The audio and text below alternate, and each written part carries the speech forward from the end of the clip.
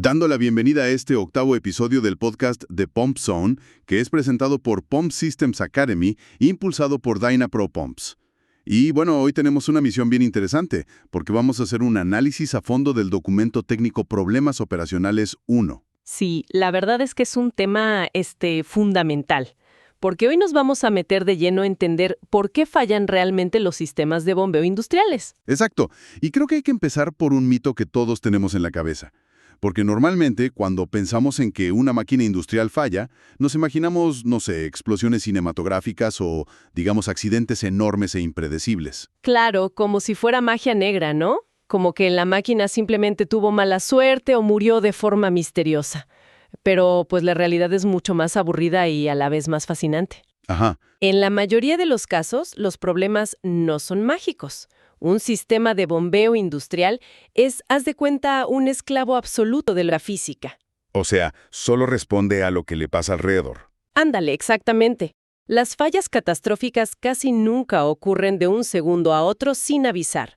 Son más bien la suma de simples desviaciones físicas de las condiciones para las que fue diseñado el equipo. Si lo obligas a operar en un entorno para el que no está preparado, pues la física lo va a desmantelar pieza por pieza. Y vaya que lo desmantela. Pero a ver, vamos a desglosar esto un poco. Porque antes de entrar a ver cómo se rompen los metales y todo ese caos, creo que necesitamos definir qué cuenta exactamente como un problema operacional. Bueno, en términos técnicos pero simples, un problema operacional es cualquier condición anormal. O sea, cualquier desviación del diseño esperado original. Y me imagino que los síntomas saltan a la vista rápido, ¿no? Uy, claro. Para quienes están en la planta todos los días, los síntomas son inconfundibles. Empieza con, digamos, una pérdida de capacidad. La bomba de repente ya no mueve el volumen de líquido que movía ayer. Se empieza a quedar corta. Exacto. Luego empiezas a ver picos de energía. El motor gasta muchísima electricidad porque está luchando contra algo.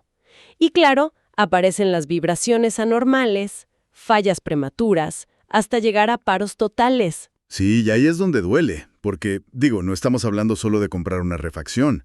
Todo esto es un efecto dominó económico brutal. Sí, total. El impacto financiero es enorme. Porque aumenta muchísimo lo que llaman el costo total de propiedad, el TCO. Son plantas enteras paradas, perdiendo millones por no poder producir, más el gasto ineficiente de luz y, las piezas rotas. Y si rastreamos el origen de todo ese gasto y ese caos, las fuentes que analizamos nos dicen que casi todo se reduce a 5 causas principales. A ver, ¿cuáles serían esas 5? Mira, la primera es súper común. Una selección incorrecta desde el inicio. O sea, comprar la bomba equivocada. La segunda son las variaciones del sistema. Digamos que el nivel del tanque baje, que la temperatura cambie o que haya más fricción en las tuberías. Claro, cosas que cambian con el tiempo. Ajá. La tercera es una instalación inadecuada. Codos mal puestos, restricciones en la succión o que le entre aire al sistema. La cuarta, muy típica también, la falta de mantenimiento. Híjole, sí, dejar que se deteriore sola. Y la quinta, que es de las peores, es operar la máquina fuera de su punto de mejor eficiencia, o el famoso BEP por sus siglas en inglés. Y esto, la verdad, genera un estrés hidráulico y mecánico terrible. A ver, déjame ver si lo entiendo con una analogía. Haz de cuenta que comprar una bomba incorrecta y sacarla de su BEP es como comprar, no sé, un auto deportivo de lujo, superficiente en la pista, y meterlo a correr en un pantano lleno de lodo. Ándale, esa es una súper buena forma de verlo. O sea, por más perfecto que sea el diseño del motor del auto deportivo, en el lodo se va a quemar, las llantas se van a destrozar y no va a avanzar nada. Obviamente va a fallar. Pero físicamente, o sea, allá dentro de la máquina de acero, ¿qué pasa cuando la sacamos de ese punto de mejor eficiencia? Bueno, si conectamos esto con el panorama general de la física de fluidos, salir del BEP somete a todas las piezas a esfuerzos para los que no se fabricaron. Cuando el agua o el líquido no entra en el ángulo perfecto, se separa de las aspas de los álabes del impulsor.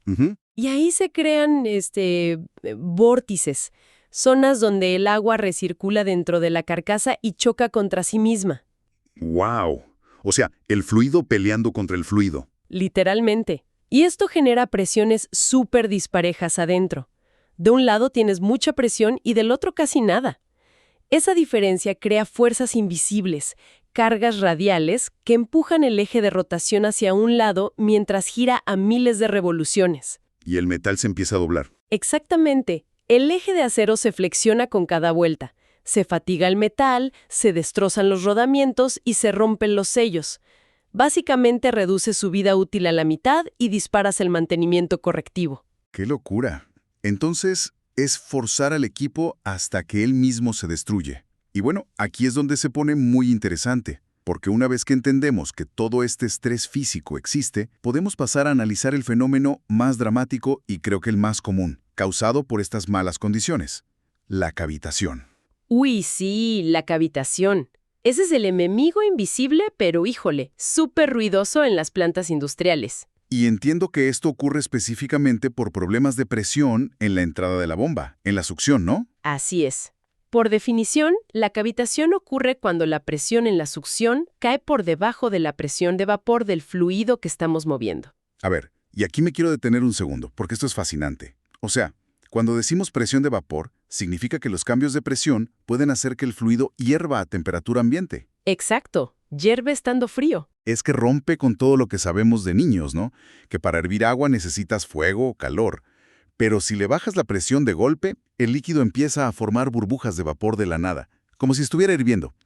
Y esas burbujitas, tengo entendido, actúan literalmente como microexplosiones que destruyen el metal sólido. Bueno, más bien son implosiones, pero sí. Fíjate que esto pasa por la relación física entre la presión que hay y la que la máquina necesita. El problema no es cuando se forma la burbuja de vapor. Ah, no. No. El desastre ocurre fracciones de segundo después, cuando esa burbujita es arrastrada hacia la zona de alta presión de la bomba. La burbuja choca con una pared de presión altísima y, pues no aguanta. Colapsa sobre sí misma violentamente. Implosiona contra el metal. Ándale, implosiona en la superficie del impulsor y al colapsar crea un microchorro supersónico de líquido que golpea el acero. Esto genera un daño en el impulsor que conocemos como pitting o picaduras. Como si le estuvieran disparando agujas de líquido al acero. Exactamente. Y claro, el síntoma clásico, que seguro cualquiera que ha caminado por una planta industrial conoce, es ese ruido característico a grava. Sí, como si estuvieran pasando piedras por la tubería. Ese mero. Y mucha gente piensa de forma natural, que se rompió un filtro y entró basura o piedras al sistema. Pero no. La verdad es que ese sonido a grava no es basura. Son las ondas acústicas de las burbujas colapsando. Es la propia física destruyendo el impulsor en tiempo real, lo cual tumba drásticamente la eficiencia. No manches, es la física devorando la máquina. Y hay una regla de oro para evitar esto, ¿verdad? Algo relacionado con el NPSH. Sí, la regla inquebrantable. El NPSH disponible, o sea, la presión que la planta le entrega a la bomba, siempre debe ser mayor al NPSH requerido por la bomba. Si la máquina te exige una presión mínima y no se la das, el fluido hierve y tienes cavitación garantizada. Oferta y demanda de presión, tal cual. Ajá, tal cual. Y las causas de que esa presión baje son cosas operativas de todos los días, como tener una succión excesiva, alta fricción porque los tubos son muy pequeños o están sucios, o altas temperaturas del fluido. Incluso si alguien deja una válvula medio cerrada, eso crea una restricción de entrada y detona el problema. Qué delicado es todo ese equilibrio. Bueno, si la cavitación es un problema que digamos es creado por la presión interna de las tuberías y la bomba, ¿qué sucede cuando la amenaza viene directamente de la naturaleza del fluido que estamos intentando mover? Bueno, ahí cambiamos de tema. Ahí es cuando el fluido mismo ataca de forma mecánica o química. Estamos hablando de la abrasión y la corrosión. A ver, empecemos por la abrasión. Eso es un desgaste meramente físico, ¿no? Sí, es un desgaste puramente físico. Es causado por las partículas sólidas que viajan mezcladas en el fluido, como arena, lodos, piedritas. Esto es súper común en la industria de la minería, por ejemplo. Claro, me imagino a la bomba tratando de mover eso. Es como, haz de cuenta, hacer gárgaras con papel de lija, pero a altísima velocidad. Exacto, sí. Qué buena imagen. Estás literalmente lijando y destruyendo la geometría perfecta de las partes internas de la bomba. Totalmente. Te acaba desgastando el impulsor y la carcasa. Pero lo fascinante aquí es cómo la abrasión altera un aspecto crucial de la bomba, que son las holguras internas. A ver, explícanos un poco qué es eso de las holguras. Pues mira, una bomba no tiene, digamos, sellos de goma adentro. Depende de tolerancias metálicas muy apretadas. Espacios diminutos entre la parte que gira y la parte estática, para que el agua de alta presión no se regrese hacia la zona de baja presión. Ajá. Pero al entrar esta lija líquida, los metales se desgastan y esos espacios crecen. Las holguras se abren. Ah, y el agua encuentra por dónde escaparse. Ándale, el fluido de alta presión recircula hacia atrás, entonces el sistema tiene que trabajar el doble o el triple para bombear lo mismo.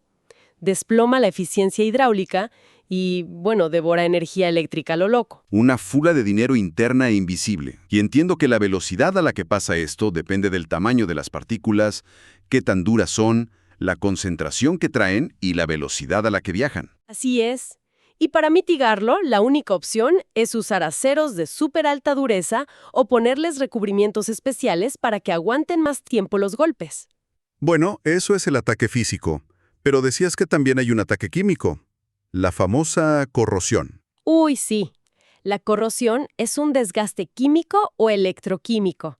Y es por culpa de fluidos agresivos, como ácidos o fluidos muy salados. Ese sí es un enemigo silencioso. O sea, no hace el ruido a rocas de la cavitación, no lija como la abrasión, pero debilita el equipo desde adentro hasta que de repente, pues colapsa. Es un deterioro invisible. Provoca pérdida de material, hace que haya fugas en los sellos, perfora carcasas y, como dices, causa una debilidad estructural severa. Y fíjate que hay varios tipos. A ver, ¿cómo cuáles? Está la corrosión uniforme, que desgasta todo parejo y es un poco más predecible. Pero también está la corrosión por picaduras, que hace agujeros microscópicos pero súper profundos, y esa es muy peligrosa. Claro, porque por fuera la pieza se ve perfecta, pero por dentro está perforada como un queso gruyere. Ajá.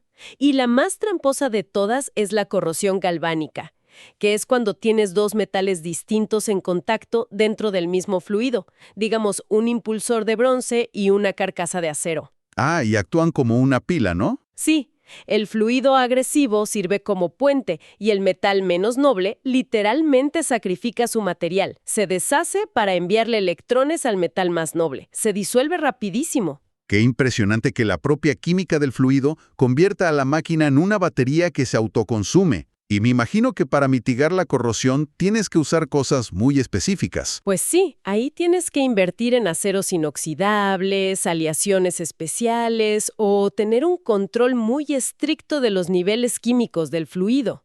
Bueno, entonces, haciendo una pausa para respirar. ¿Qué significa todo esto que hemos estado platicando? Todo se resume a prevención, ¿cierto? Conocer las condiciones reales de la planta contra las condiciones del diseño. Es que esa es la clave de todo el asunto. Porque si algo me queda claro de esta revisión detallada, es que fenómenos destructivos como la cavitación, la abrasión o la corrosión no son para nada mala suerte o defectos de fábrica ocultos. Son consecuencias previsibles de no monitorear el sistema y de, bueno, seleccionar malos materiales o el equipo. Y fíjate que esto plantea una pregunta importante, algo para pensar más allá de los tubos y el acero. A ver, dime. Sí, casi todos estos problemas operacionales que vimos, o sea, la selección incorrecta, la malinstalación, ignorar el mantenimiento, los cambios de nivel o temperatura en los tanques, si casi todo surge del entorno y de las decisiones humanas, ¿no crees que el verdadero componente más crítico y más propenso a fallar en un sistema de bombeo industrial no es la máquina, sino el humano que la diseña y la opera? ¡Wow! Eso sí es darle la vuelta al problema. O sea, la bomba es la víctima de nuestras malas decisiones de ingeniería y operación. Es una invitación súper fuerte a reflexionar sobre nuestra responsabilidad, la verdad. No nada más desde el diseño, sino en tener un mantenimiento predictivo real. Exactamente. La máquina solo hace lo que la física le permite hacer con los recursos que el humano le da. ¡Qué gran conclusión! Me deja pensando muchísimo sobre cómo vemos las instalaciones industriales. Y con esa reflexión, terminamos nuestra exploración de hoy, invitando a escuchar el siguiente episodio de The Pump Sound, que es presentado por Pump Systems Academy, impulsado por Dynapro Pumps.